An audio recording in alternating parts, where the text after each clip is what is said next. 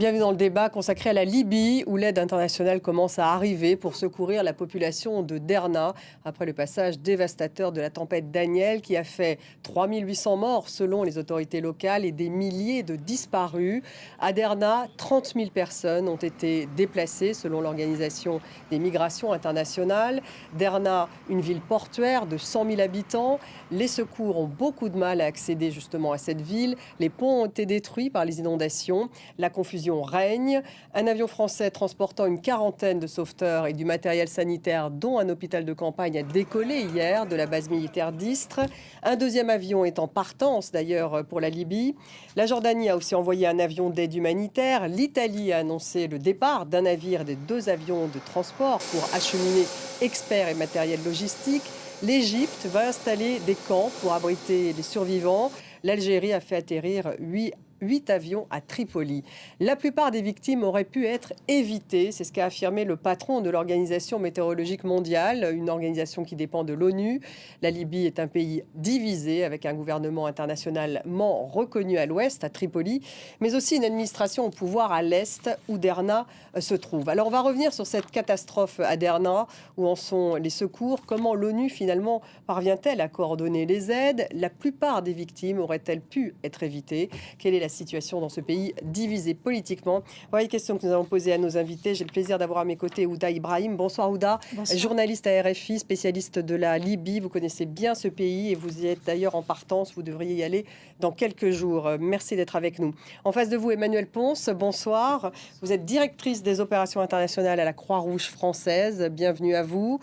Et nous avons donc par Skype de Tunis, Elie Abouanoun. Bonsoir à vous, directeur pays pour la Libye, International Rescue Committee, l'IRC. Bonsoir. Et puis Hasni Abidi est avec nous en direct de Genève, directeur du Centre d'études et de recherche sur le monde arabe et méditerranéen. Bonsoir Hasni Abidi, merci d'être là. Bonsoir. Avant de démarrer cette discussion, nous allons d'abord faire un point en images. Vue du ciel, Derna est comme déchirée par le fleuve qui la traverse. 3 jours après des inondations qui ont rayé certains quartiers de la carte, les survivants sont encore sous le choc. Ce désastre dépasse l'imagination. Nous pensions qu'il s'agissait simplement d'inondations. Mais la boue, c'est autre chose. Les corps sont ensevelis sous un amas de boue et de débris qui fait 3 à 4 mètres. Alors que le bilan humain ne cesse de grimper, les opérations de secours et de nettoyage se poursuivent. Ces 2 derniers jours, des corps ont été rejetés sur les rives de la Méditerranée, devenues aussi brunes que la boue. Non loin de là, ces travailleurs soudanais disent avoir entendu la crue venir en pleine nuit. Nous nous sommes réveillés vers 3h, 3h30 du matin, en entendant un grand bruit. Quand nous sommes sortis, il n'y avait plus de ville, tout était rasé. Dimanche, 2 barrages ont cédé en amont de Derna. Des années de guerre et d'instabilité politique ont contribué à affaiblir les systèmes de prévention des catastrophes, selon l'Organisation météorologique mondiale. S'il y avait eu des services météorologiques fonctionnant normalement, les autorités de gestion des catastrophes auraient été en mesure d'évacuer les populations. La plupart des victimes auraient pu être évitées. Dimanche, un couvre-feu avait été décrété dans plusieurs villes de l'est de la Libye, dont Derna, forçant les habitants à rester chez eux au lieu de les évacuer. Celui-ci s'est transformé en piège mortel. Et on va regarder les cartes justement pour voir où Derna se trouve, sur cette côte libyenne, une ville côtière qui se trouve à l'extrémité d'un oued, donc un cours d'eau qui est sec la plupart du temps. Et avec la tempête, l'oued s'est transformé en une sorte de tunnel qui a fait déferler les torrents d'eau vers la ville en détruisant les ponts. Et il y a 2 barrages en amont que vous voyez qui ont cédé avec la tempête et qui ont encore augmenté la crue, qui a d'ailleurs pris l'ampleur d'un tsunami. Ouda Ibrahim, vous connaissez bien la Libye, vous connaissez connaissez aussi Derna, 3800 morts, ça c'est vraiment le bilan donné par les autorités sur place. Le maire de Derna dit que ça pourrait atteindre jusqu'à 20 000, c'est pour le bilan des morts.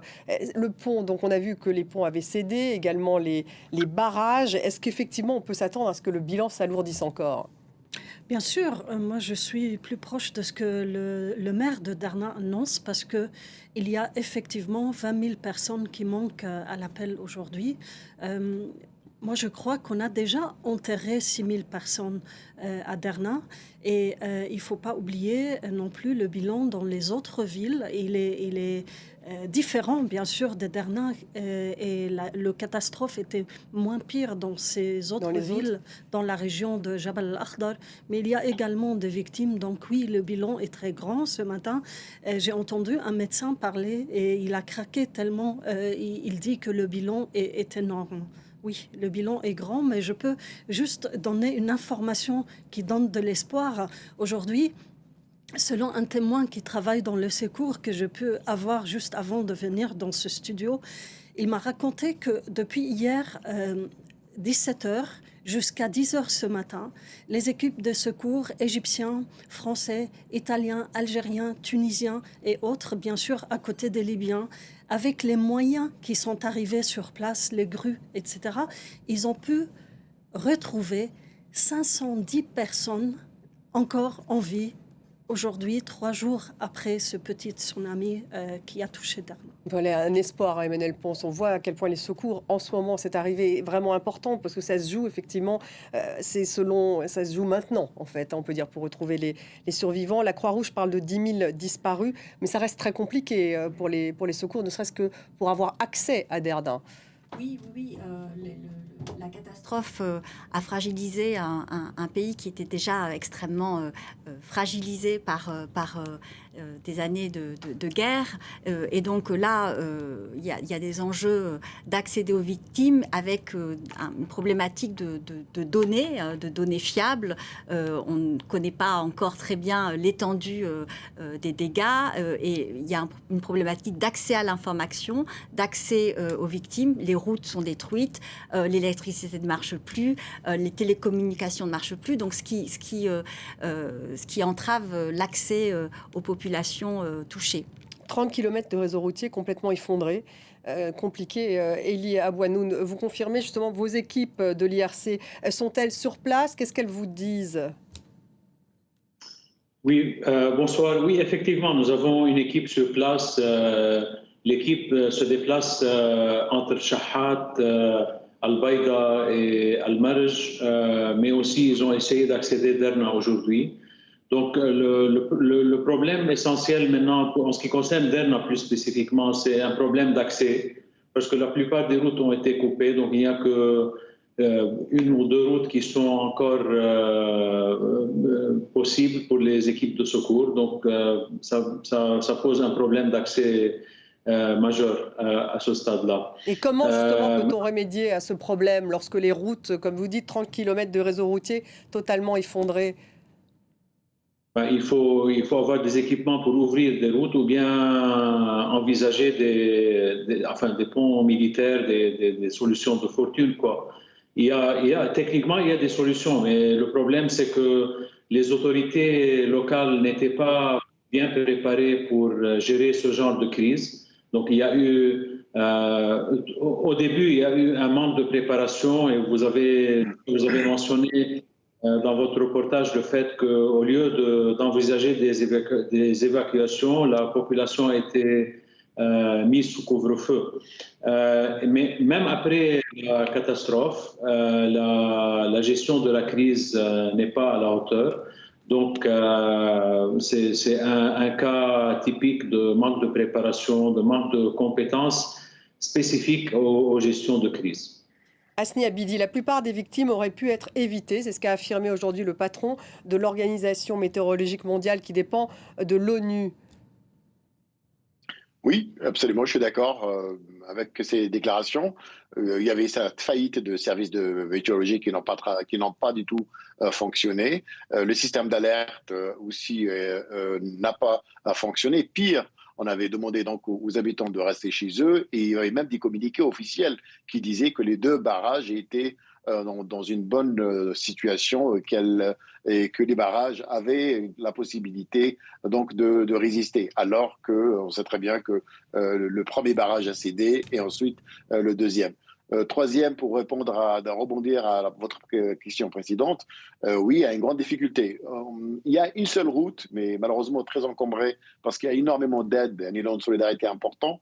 Environ 50 000 personnes, selon un universitaire de Beni Walid, ont quitté la région ouest pour aller aider à l'est, à Derna, mais aussi, avant d'arriver à Derna, il y a d'autres localités aussi qui sont sinistrées. Et c'est pourquoi l'Égypte et l'Algérie et la Jordanie, les autres pays, ont bien compris que la seule voie maintenant, la France aussi, la voie la plus sécurisée, la plus rapide, c'est bien sûr un accès par voie navale, par la mer, ou un accès aérien. C'est les deux accès qui sont en mesure d'aider. Mais je suis tout à fait d'accord avec le diagnostic des Nations Unies. Il y avait un échec total de la part des autorités. Il n'y avait même pas un système de météo valable. Pire encore, les gens de Derna disaient qu'on avait toutes les peines du monde à trouver vraiment un système de protection ou d'ambulance après la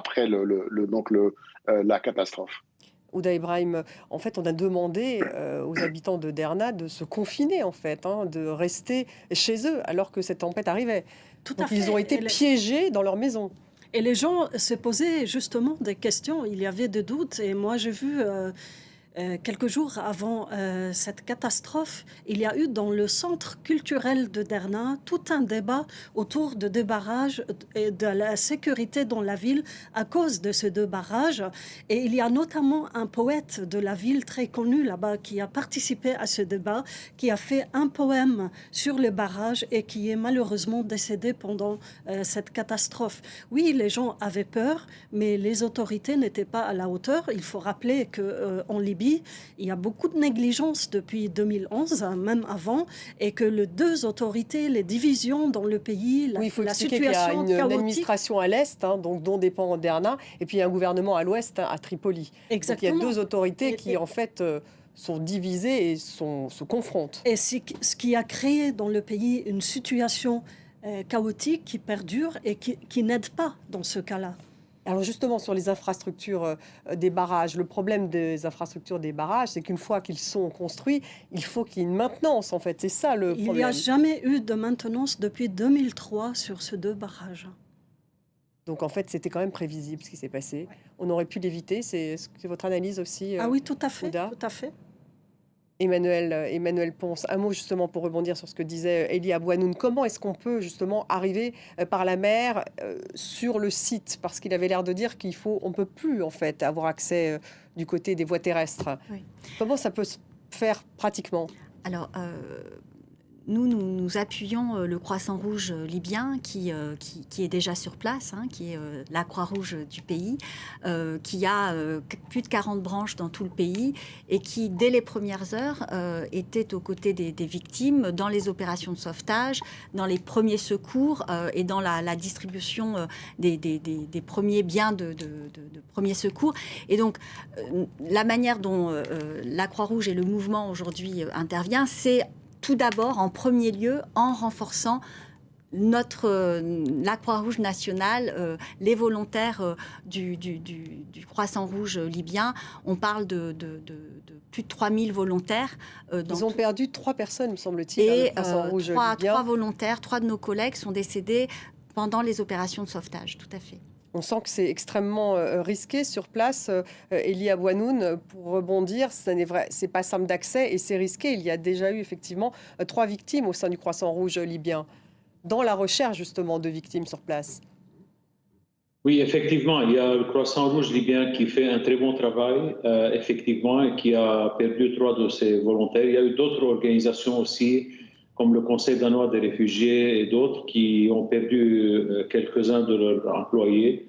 Notre équipe à Shahat, heureusement, personne n'a eu de dégâts corporels, mais quand même, leurs maisons ont été dévastées aussi.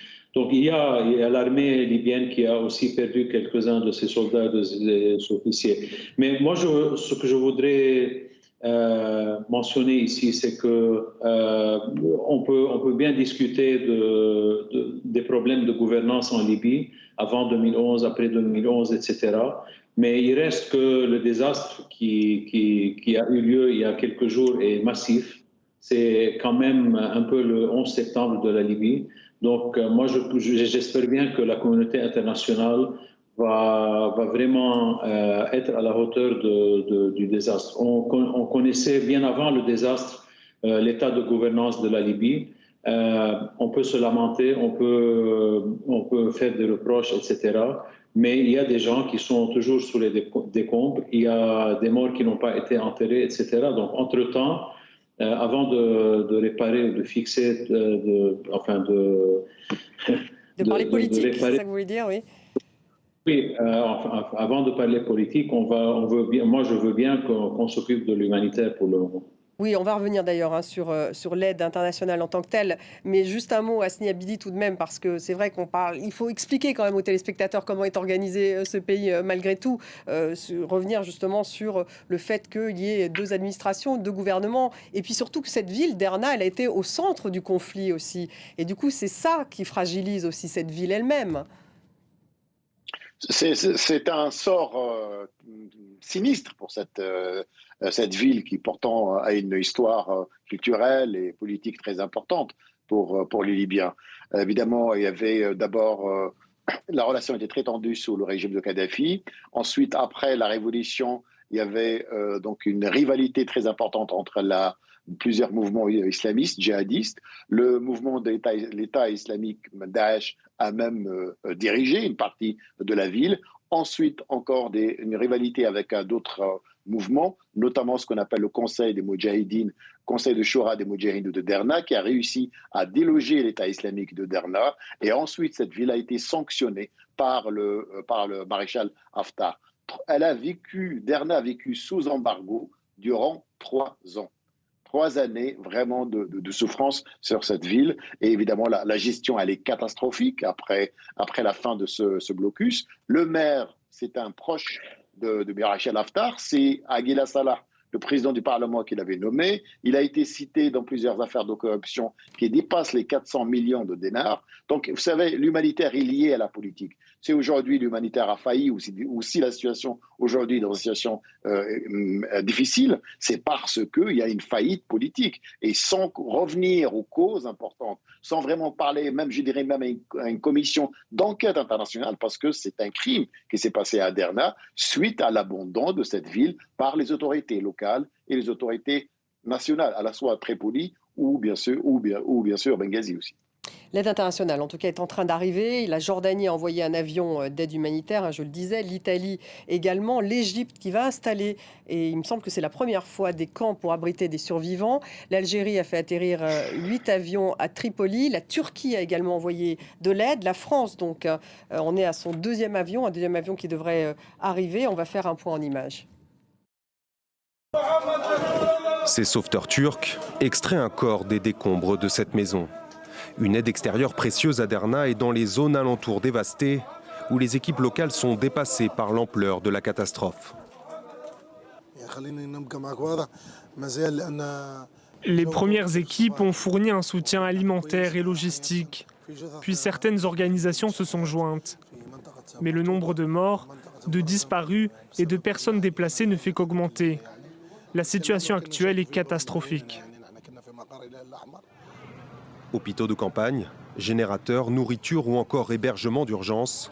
De nombreux pays du Moyen-Orient et voisins de la Libye, l'Égypte, la Turquie, la Jordanie ou encore l'Algérie ont dépêché équipes de secours et matériel sur place. Côté européen, l'Allemagne, l'Italie ou encore la France ont fait de même. Leur principal défi, acheminer l'aide auprès des sinistrés, alors que de larges sections de la ville qui comptaient 100 000 habitants avant la catastrophe sont désormais isolées. Nous estimons que 30 km de routes sont en ruine dans la municipalité de Derna. 5 ponts se sont effondrés dans la ville, reliant l'Est et l'Ouest. Ce jeudi, les Nations Unies alertent sur la situation critique des quelques 250 000 habitants durement touchés par les inondations dans l'Est libyen. L'ONU lance un appel aux donateurs pour obtenir 71,4 millions de dollars pour répondre aux besoins d'urgence des 3 prochains mois. L'inquiétude est grande quant à l'augmentation potentielle des taux de morbidité et de mortalité si une aide immédiate et adéquate n'est pas envoyée dans les régions touchées. L'Organisation mondiale de la santé annonce dans la foulée débloquer 2 millions de dollars de son fonds d'urgence et envoyer 28 tonnes de matériel médical sur place ce vendredi.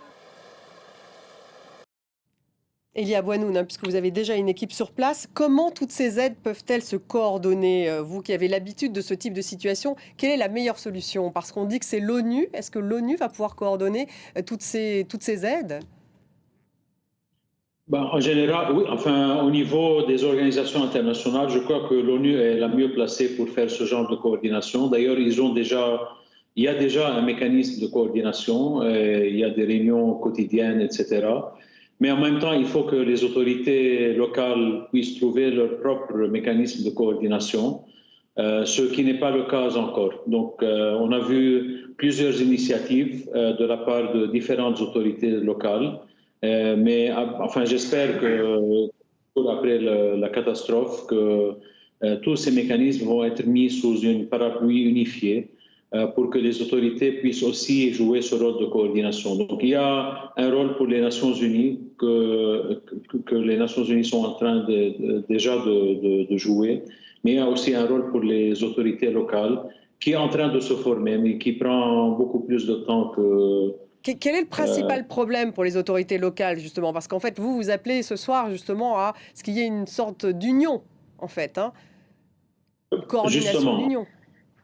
Il faut qu'il y ait une sorte d'union et de coordination. Le problème, c'est qu'il n'y a pas un plan national de gestion de crise, donc les prérogatives sont floues. Vous avez des prérogatives qui s'entrevauchent. Il y a sûrement un manque d'expertise, donc la Libye n'a pas ce genre d'expertise parmi ses fonctionnaires publics. Moi, je crois que la division politique a peut-être contribué au désastre, mais maintenant, depuis les inondations, on n'a pas vu vraiment un conflit politique entre les deux gouvernements en ce qui concerne la gestion de la crise. Donc, ce qui est bien, je crois que c'est un signe prometteur quand même. C'est qu'il n'y a pas de compétition entre les deux gouvernements pour qui va gérer la crise, etc.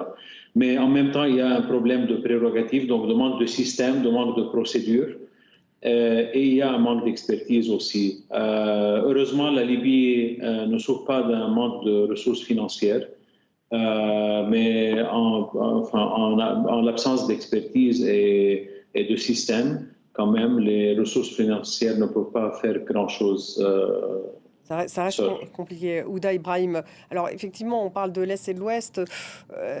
Elia Bouanoun dit oui, il devrait y avoir une sorte d'union, mais ça reste quand même très compliqué. On sent bien qu'il y a pas seulement les divisions, mais que même sur place, ils ont du mal à se parler.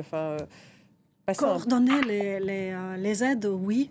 Mais en ce moment, il y a un élan populaire de solidarité et d'union nationale qu'on n'a jamais vu depuis 2011. C'est vraiment très important ce qui se passe et qui laisse peu d'espoir aux politiques de rediviser le pays parce que pour moi, aujourd'hui, autour de cette catastrophe, la Libye est unifiée et surtout au niveau populaire, on a vu des milliers de gens venir pour aider les gens, les habitants face à cette catastrophe. Mais ça, c'est la solidarité du peuple libyen. National, tout à fait. Mais à ce moment-là, devant cette solidarité, on ne peut pas dire que le pays est divisé. Voilà ce que je veux dire. C'est un message aux politiques, c'est un message très très fort et qui les oblige à aller au-delà, effectivement. Mais pour revenir à ce que l'invité a dit précédemment, effectivement, le système libyen est sclérosé depuis Kadhafi. C'est pas nouveau. Sclérosé, c'est le terme. C'est pas nouveau. Et effectivement, il y a une lourdeur énorme pour que les choses bougent et pour que toutes ces aides arrivent à destination, effectivement. On disait qu'il y a une aide française, notamment 2 avions, enfin un qui devrait atterrir et puis un autre qui est arrivé hier soir, enfin qui a décollé hier. Et on va écouter justement Stéphane Mills, qui était le chef d'état-major de l'armée de l'air et de l'espace. C'était justement au moment du décollage du premier avion français. Vous avez dans ces appareils la capacité d'un A400M, c'est un peu plus d'une centaine de personnes. Et puis ça peut aller jusqu'à 30 tonnes de matériel quand il n'y a pas de personnel à bord. Donc voilà, après c'est du panachage en fonction des besoins. Les premières missions seront essentielles pour déterminer les besoins exacts. Et ce qui est le plus important, c'est de partir le plus rapidement possible parce que chaque heure qui passe est une heure qui est perdue quelque part pour la survie des personnes. Nous coordonnerons avec les autorités locales une fois qu'on sera là-bas. Alors, il dit qu'ils vont coordonner, Emmanuel Pons, un dispositif français qui devrait permettre de soigner jusqu'à 500 personnes par jour. C'est à peu près ça, ce à quoi ça correspond, un avion comme celui-là? Oui, ensuite, il faut l'équipement, les médicaments, les médecins. Et donc, un seul hôpital de campagne ne sera pas suffisant vu l'ampleur des dégâts. Il y a peu de médecins sur place. C'est vrai que ces 10 dernières années ont vu aussi la fuite des cerveaux et des médecins notamment. Donc il y a aussi un vrai enjeu de pouvoir apporter aussi des ressources humaines, de l'expertise, que ce soit au niveau médical, au niveau aussi des enjeux liés à l'eau, parce qu'il y a un risque d'épidémie très important actuellement. Donc il y a des enjeux liés à l'eau, l'assainissement, pouvoir avoir de l'eau potable et éviter les risques liés à des épidémies, à des maladies de peau. Donc il y a aussi cette expertise que les secours et l'aide extérieure pourra apporter dans les prochains jours et semaines. Ali Abouanoun, pour rebondir sur ce que vient de dire Emmanuel Pons, justement, il y a un manque de médecins sur place. Vous parliez d'experts, c'est ça aussi que vous mentionniez?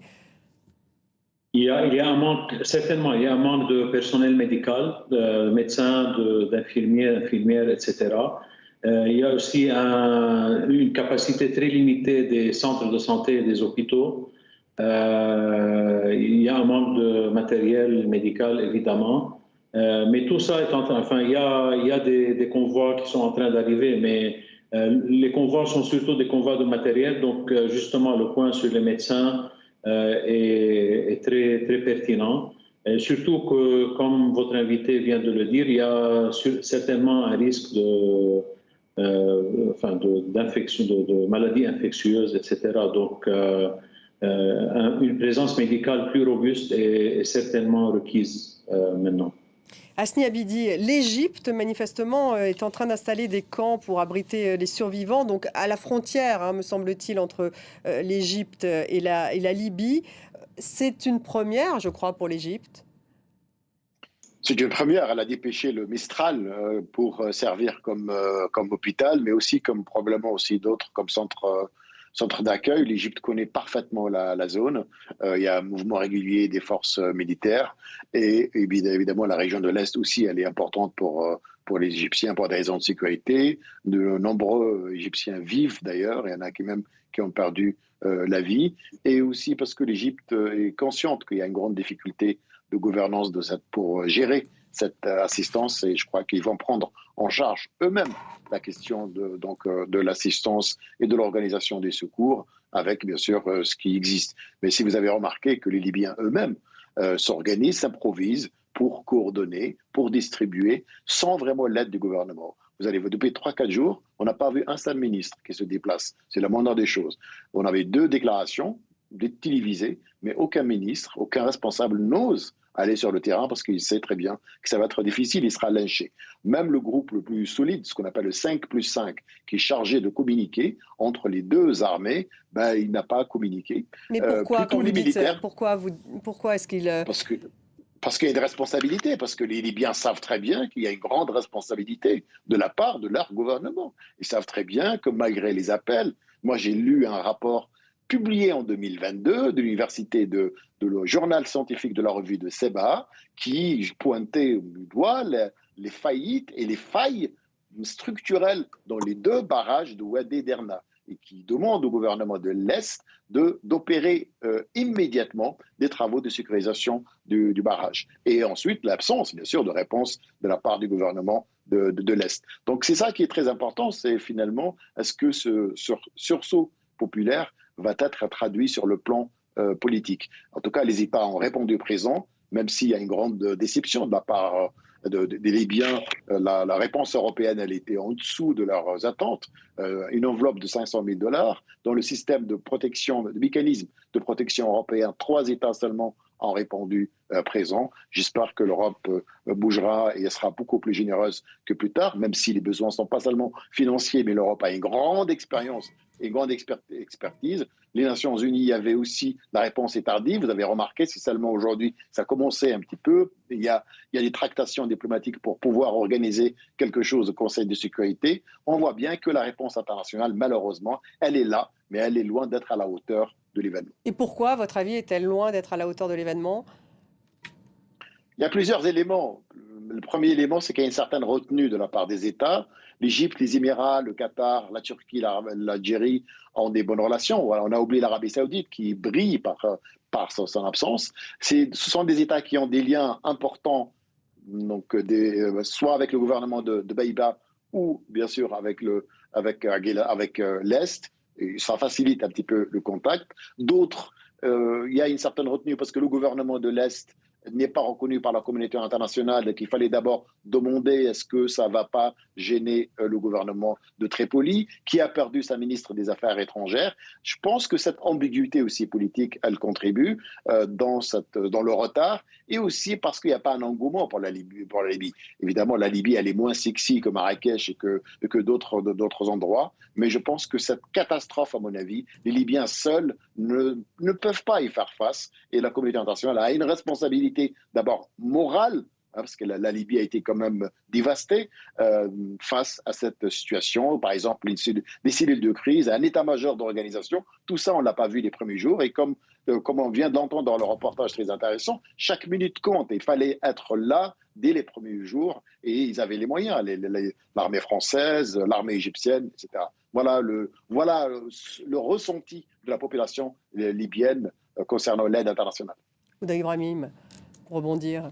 Effectivement, les Libyens savent depuis très longtemps qu'ils sont abandonnés à leur sort par toute la classe politique qui est corrompue, parce que la corruption aussi a joué un très grand rôle pour ne pas retravailler toute l'infrastructure en Libye.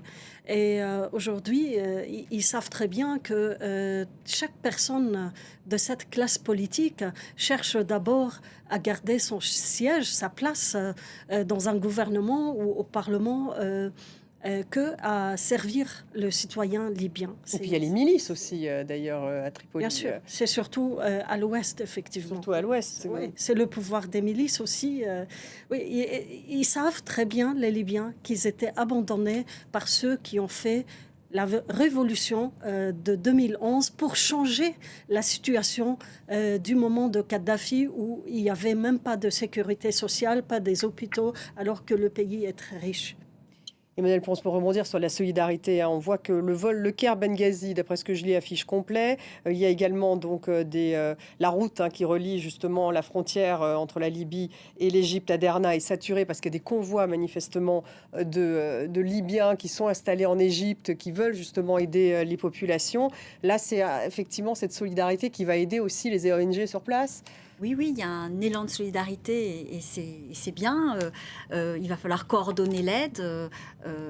Nous, du côté de la Croix-Rouge et du mouvement, aujourd'hui, la fédération des Croix-Rouges et des Croissants-Rouges est sur place pour évaluer les besoins et coordonner l'appui que les 192 sociétés nationales vont apporter aux Croissants-Rouges libyens à travers des financements, de l'aide matérielle ou des ressources techniques en fonction des besoins qui vont remonter. Donc oui, l'élan de solidarité, il est là. Et c'est bien, parce qu'en effet, la Libye fait partie des crises oubliées. Vous dites crise oubliée aussi, donc vous rejoignez ce que vient de dire Houda là-dessus. Oui, l'aide dans les années précédentes a été peu financée, donc c'est la fragilité aussi des infrastructures et explique aussi la dureté de l'impact et de ses conséquences. Donc oui, on peut parler d'une crise oubliée. Une crise oubliée, vous diriez ça, Elia Bouanoun, vous qui avez justement des gens sur place depuis un moment, en parlant de la Libye? Enfin, oui, d'une certaine façon, oui, la Libye a été oubliée par une partie de la communauté internationale. Moi, je préfère ne pas généraliser, mais certainement, il y a eu une fatigue de la crise libyenne et une sorte de ce qu'on appelle la localisation des efforts. Donc, il y a eu beaucoup d'espoir sur ce que les partis locaux peuvent faire. Mais en tout cas, je vous dis encore une fois, l'essentiel maintenant, c'est de répondre aux besoins humanitaires des Libyens, surtout ceux dans les régions dévastées par cette catastrophe. Et on aura le temps après de discuter de la politique. Vous voulez faire l'un après l'autre. Asni Abidi, intéressant quand même de lier cette aide internationale à la politique, parce que on voit tout de même que l'Algérie, par exemple, a fait atterrir ses avions à Tripoli. Et Tripoli, c'est quand même très loin de Derna. Et ça, c'est vraiment pour des raisons politiques. Oui, pour des raisons politiques et parce qu'il faut demander l'autorisation. Certains craignaient même un contrôle, verrouillage de la part de Haftar, qui d'ailleurs ses forces filtrent bien les arrivées aux aéroports qu'il contrôle. Mais évidemment, durant cette crise, à mon avis, il faut qu'elle soit plutôt l'opportunité pour les deux parties de mettre de côté leurs divergences et faciliter l'aide internationale. C'est la même chose pour les Égyptiens et pour les Jordaniens. Les Qataris avaient aussi demandé une autorisation spéciale pour pouvoir faire atterrir leurs avions. Et donc ça, c'est un problème, c'est un blocage politique qui subsiste encore et qui handicape, à mon avis, l'aide internationale. Il faudrait tirer les leçons vite, parce qu'aucune autre ville, surtout la Libye, elle manque de moyens, elle aussi, ses barrages sont fragiles. Si on ne tire pas les leçons de ce qui s'est passé à Derna, on risque d'avoir une autre situation dans une autre ville, à Baïda ou même à Benghazi ou même à Tripoli. Et ça, c'est l'élément le plus important. La reconstruction politique, c'est un chantier important, mais aussi la gestion municipale, c'est-à-dire les besoins quotidiens de la population, sont une priorité. Et là, on sent que les Libyens, aujourd'hui, ils se disent finalement, ces autorités ou ces hommes politiques, cette classe politique qu'on a aujourd'hui, non seulement elle a échoué même à s'entendre sur le processus politique et aller vers des élections, puisque c'est le blocage total, puisque c'est la paralysie, même pour un système d'alerte, même pour un système d'aide en cas de catastrophe, ils n'ont pas réussi à assurer ces services presque de première nécessité, 5 cas au total. Maintenant, est-ce que aussi ce sursaut populaire, qui est très important, il faut le rappeler, on a rarement vu des scènes pareilles de solidarité entre toutes les régions libyennes, est-ce qu'il va être traduit sur le plan politique pour que la population libyenne dise enfin, on ne veut plus de ces têtes politiques qui veulent juste renouveler leur mandat. Faut rappeler pour les téléspectateurs, Aguila Salah, le Parlement, il est déjà périmé, le gouvernement, il était censé organiser les élections. Il est toujours là. Des élections, le gouvernement de M. Dbeiba était pour ça, il est toujours là, et on va d'un report à un report. L'envoyé spécial des Nations Unies, il faut dire les choses, il faut les situer. M. Batili a échoué d'une manière apocalyptique pour trouver une issue à cette crise, et cette paralysie finalement, ce sont les Libyens qui payent le prix fort. Ouda, effectivement. Vous qui êtes sur le point de partir, d'aller sur place. Si ça ne change pas en Libye, on a annoncé des élections l'année dernière, puis on l'a annoncé pour cette année. Il nous reste 3 mois de cette année et on ne voit pas les élections venir. C'est que toute la classe politique font obstruction devant cette élection. Personne ne veut les élections, sauf la population qui n'arrive pas à faire bouger les politiques, et on en est là. Emmanuel Ponce, juste puisqu'il nous reste 5 minutes avant la fin de cette élection, qu'est-ce qui doit se passer de positif côté ONG là, dans les heures, dans les jours qui viennent pour que ça avance? Écoutez, je pense qu'on est déjà sur le pont. Hein. Notre mandat, c'est de répondre aux besoins au plus vite. Donc, c'est que l'aide puisse être acheminée. Nous-mêmes, du coup, là, on est en train d'évaluer les besoins. Et puis, on appelle aussi les différentes sociétés nationales du mouvement à participer à l'effort pour pouvoir évaluer, porter secours. Déjà, il y a encore des corps, donc il y a vraiment un enjeu comme disait le collègue d'IRC, hein, de porter secours, de fournir la première aide. Les gens ont besoin de nourriture, les gens ont besoin d'abri, les gens ont besoin de médicaments, les gens ont besoin d'appui psychosocial, parce que vous pouvez imaginer la détresse psychologique qui est celle des populations, donc il va y avoir besoin, et ça va prendre du temps, de pouvoir accompagner les victimes. Et la reconstruction viendra après, mais c'est ça l'enjeu pour la Croix-Rouge et pour les autres acteurs humanitaires. Élie Abouanoun, vous concluez justement sur cette course contre la montre. Oui, il y a eu une course contre la montre les premiers jours parce que les équipes de recherche ont tardé à arriver et donc on a failli vraiment manquer cette opportunité de trouver des survivants. Et la preuve, c'est qu'aujourd'hui, en un seul jour, après l'arrivée de quelques équipes, on a retrouvé quand même plus que 500 survivants. Donc moi, avant-hier, dans des interviews, j'ai vraiment poussé la sonnerie pour dire qu'il faut vraiment faire vite avec les équipes de recherche. Maintenant, il y a d'autres défis à relever. Donc, il y a certainement des impératifs humanitaires qui doivent prendre la priorité. Et après, toute cette question de vraiment fortifier ou renforcer la capacité des autorités locales à prévoir et à gérer les crises est essentielle. Moi, je ne discute pas de ça. Moi, je dis que le contexte aujourd'hui